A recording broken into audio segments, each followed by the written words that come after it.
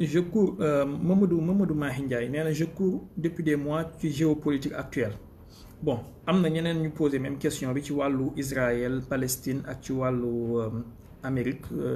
Donald Trump ak Kamala Harris. Je vais ramasser le sujet def ko benn.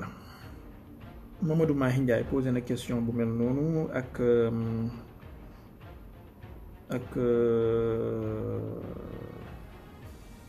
Alassane Sène Le Monde Contemporain ak Khalifa Sow Israël Palestine Baye Anne géopolitique la candidature de Kamala Harris ak Mamadou Pape Lo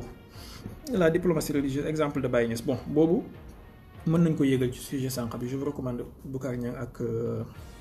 Cheikh Ibrahima Ba. Alors sur la géopolitique actuelle le monde est en pleine évolution. Le monde bi dafa jaxasoo tellement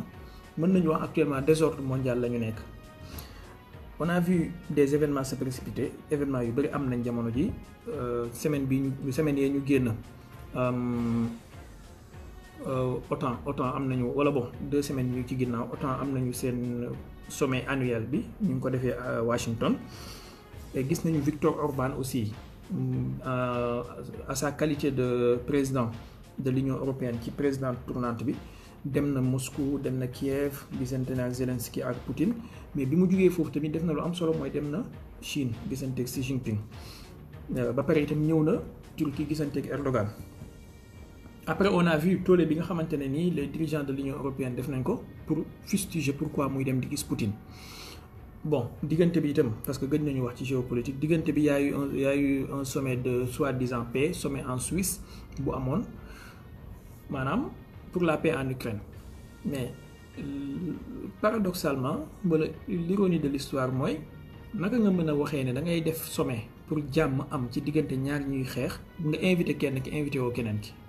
mooy ne yow pare woo pour jàmm am. Donc invité nañu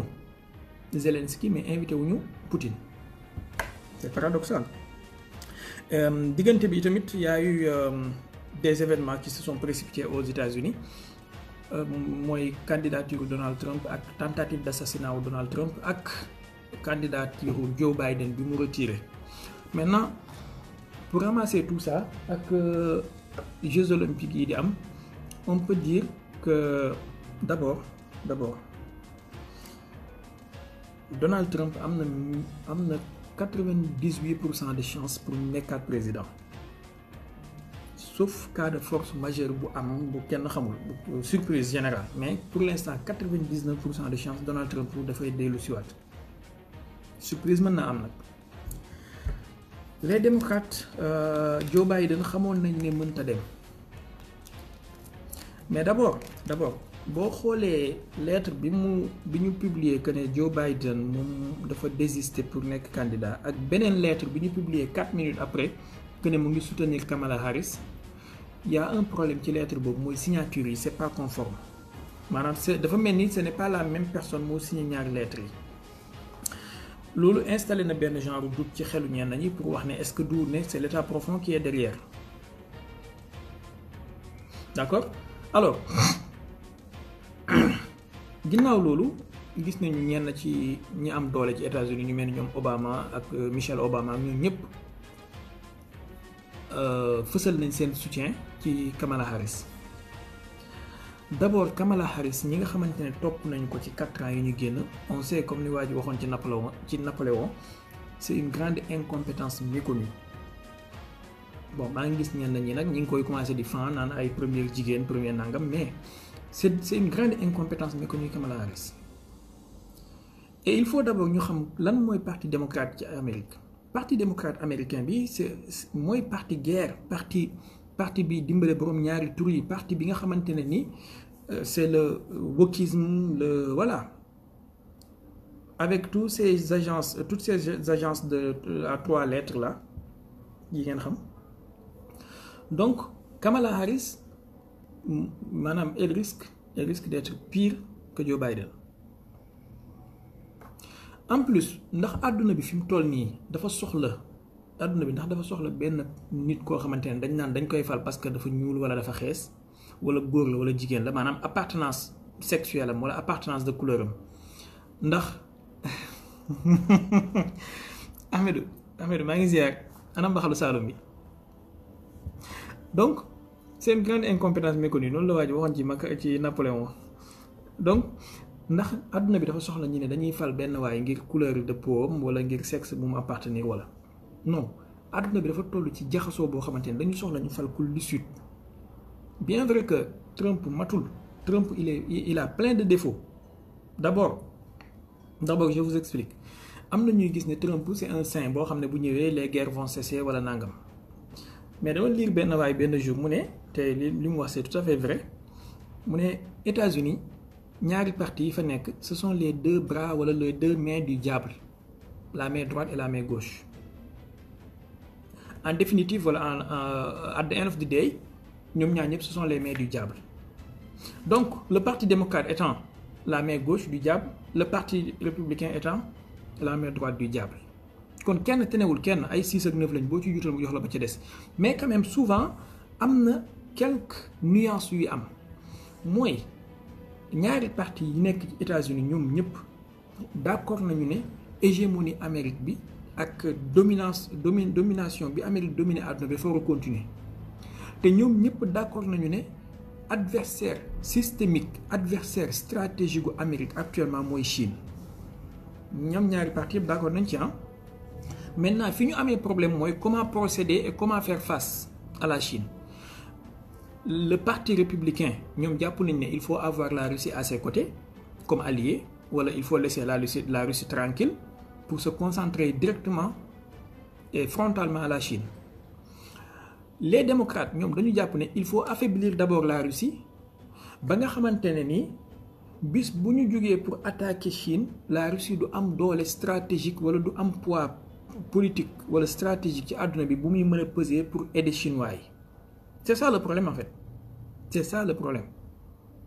Donc maintenant, ce qu'ils sont en train de faire actuellement, pour affaiblir la Russie, la faire saigner en blanc. Et moi, le ministre Ahmed Tchambil, Bruno Le Maire, le génie là, le génie entre guillemets, il disait en 2022 que nous allons provoquer l'effondrement de l'économie russe. On a vu actuellement l'effondrement de l'économie russe. Madame la Banque mondiale actuellement,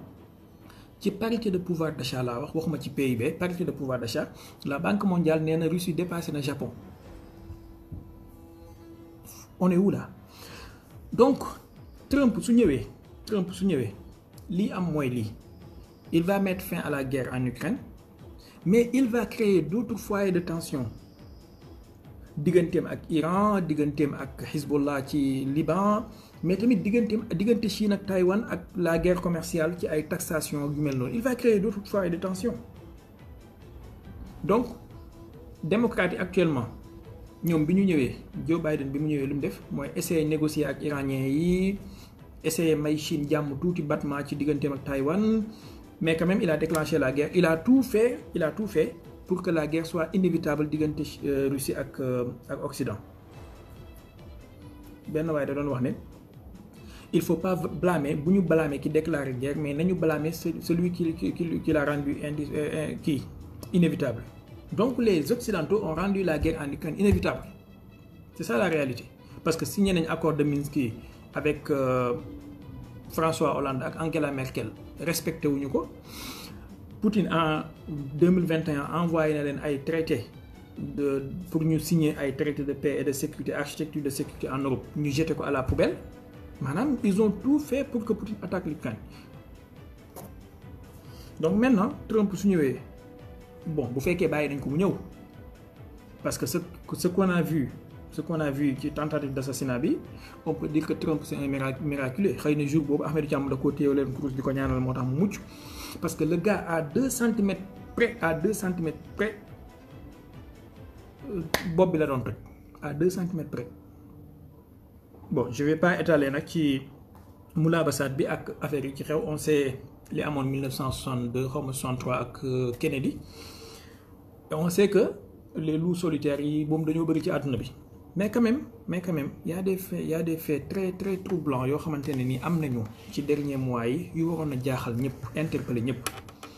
maanaam en l'espace de quelques mois le président iranien ñu ne hélicoptère am daanoon na dee na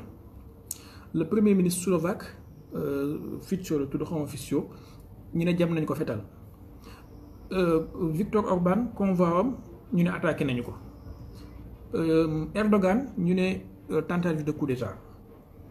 Trump bal ci nopp.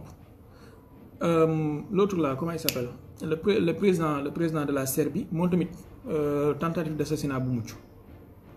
maanaam en l'espace de quelque temps événement yi yëpp am ci et ñoom ñëpp ils ont un point en commun mooy ils sont anti-guerre maanaam wala contre l'envoi massif des armes en Ukraine contre l'envoi des milliards en Ukraine et ñoom ñëpp ñu kii leen nii ci benn instant war nañoo xalaat quand même mais bon pour ne pas être comme li gars yi di wax ku fi ragal a nekk complotiste wala ku fi ragal ñu taxé la de complotiste tu es obligé de te conformer ci li gars yi bëgg ñoom la rek. maintenant Iran am nañu président bu bees président bi ñu fal il est beaucoup plus comme ni ñu koy waxee modéré mais ce qui est sûr mooy iranien yi réussir nañ prouesse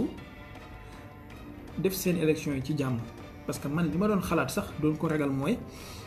élection moment de sensibilité la gars yi mënoon nañu ci profité déstabiliser dëkk bi mais les iraniens ku leen xam ak seen civilisation millénaire fexe nañ ba manier ba affaire bi jàll ci jàmm. maintenant attendons de voir lan mooy xew Israël ñu ngi ci genre benn désespérance boo xamante ne ni ñu ngi attaqué fu nekk pour bëgg a déclencher une guerre générale. ñu ngi attaqué Hezbollah ñu ngi provoqué Liban ñu ngi provoqué Syrie ñu ngi maanaam ils attaquent tout le monde quoi pour faire ils font tout pour que la guerre devienne générale. Heureusement qu'on a quelque part des acteurs wala des leaders raisonnables heureusement sinon affaire yi jaxasoo woon na bu yàgg et ñoom fi mu toll ni kaw boobu moo leen arrangé en fait parce que bu ngeen xoolee ouverture Jeux olympiques yi ñu def barki démb maanaam blasphème bi ñu fa def ak la scène bi ñu wokisé ak le cheval de l'apocalypse ak la tête de veau bi ñu maanaam ces gens là en tout cas ci moment bi ñu toll ni mooy la vie humaine au temps des robots voilà seen tiitaange yëpp nag mooy Trump dellu si waat parce que bu dellu si waatee ce qui est sûr il va prendre des décisions qui vont pas plaire bon man sincèrement awma choix diggante Trump ak Kamala Harris wala whatever ñoom ñëpp a yem l'essentiel mooy seen décision dina am impact ci àdduna bi mais dafa am kenn ci ñoom koo xamante ne moom mooy gën a fësle que keneen ki mais ñoom ñëpp a yem donc c'était pour la géopolitique mën nañu avancer mënoon nañu gën a yaatal mais nañu baal leen ma rek ñu tënk tuuti après vous pouvez poser des questions de précision si vous voulez kii nee na fatwa ci banque ak tontine Yaxya Kan bon banque ak tontine ci l'islam dafa am loo xamante ne dañ koy tuddee ad daruraat mooy cas de force majeure wala contrainte gis nga yàlla dafa am yoo xamante ne nii daf koo leeral mu leer am yoo xamante ne nii daf cee noppi yonent bi sallallahu alayhi wa sallam daf ñu wax ci benn xadis ne inna allaha farada alaykum faraida fala tudayiuha wa xarama alaykum ashyaa fala tantahikuha wa taraka lakum ashyaa min gayri nisyanin walakin rahmatan lakum fala tabxasu anha